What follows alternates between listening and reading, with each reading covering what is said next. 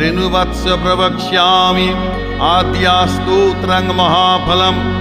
यः पठेत् सततं भक्त्या स एव विष्णुवल्लभः मृत्युव्याधिभयं तस्य नास्ति किञ्चित् कलो युगे अपुत्रा लभते पुत्रं त्रिपक्षं श्रवणं यदि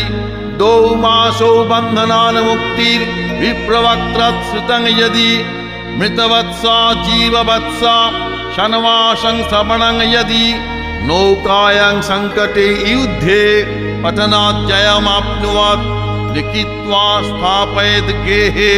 नाग्निचौरभयं क्वचित् राजस्थाने जैनीत्यां प्रसन्ना सर्वदेवता ॐ ह्रीं ब्रह्माणि ब्रह्मलोके च वैकुण्ठे सर्वमङ्गला इंद्राणी अमरावत्यम्बिका वरुणालये